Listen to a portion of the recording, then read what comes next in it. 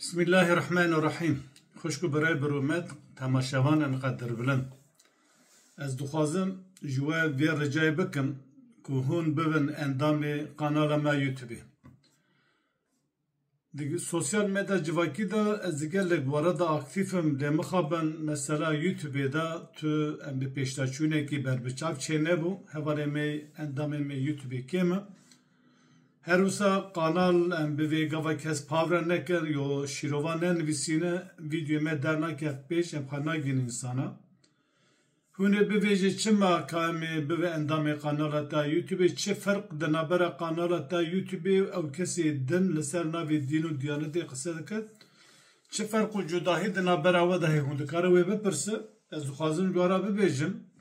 Ev dînê ana di nava Müslümana da hey ne dînê Xwedê Teala'yê. Urf û adet em bi vê nêrînê alim û ulemayê yani gelenek görenekê bav û kalayê.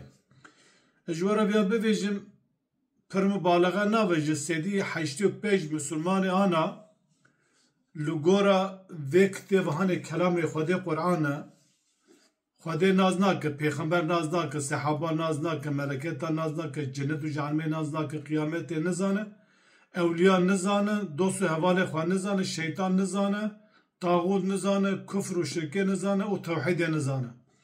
Tiştê ku mane behs kir bi piranî ji vê Qur'anê gelekî mijarê de dûr in. Ji ber wî em dixwazin li gora Qur'anê behsa dînê we ji we re bikin. Bi vê endamê me vîdyo me pavre ku bi di pavrekirinê ji lewma li ema netirsin. Nevê wele filan alimê we gotî heta na bav û kalê me we gotî sêdayê me we gotî ma wan nizanîbû tu vê tiştê çêtir dizanî çima ê birê neko çima tu divê vana gotinê pûç û beredayî ne hûn xwe dixapînin. Ji ber wê jî ême em girêdayî cemaatan in, terîqatan in, mezheban in, meşreban in û em tu li benda pera û em bivêjin qezençkirin û cemaat pera nine qezençkirina simbol û servetê nine û her wisa em bivê em li benda tu tiştekî menfiata dunyayê nine. Em sade tenê ji bo Xwedê Teala dixwazin çend sal emrê me mabe li gora wî em tişta ku me ji dînê Xwedê Qur'anê fehm kirî em ê were pavre bikin da ku hûn jî ji me îstîfade bikin em jî wezîfa xwe pêk bîniwerin ku însan ji şirkê ji kufrê ji pîsiyê ji gemariyê xilas bibe ku emelê wan qebûl bibe.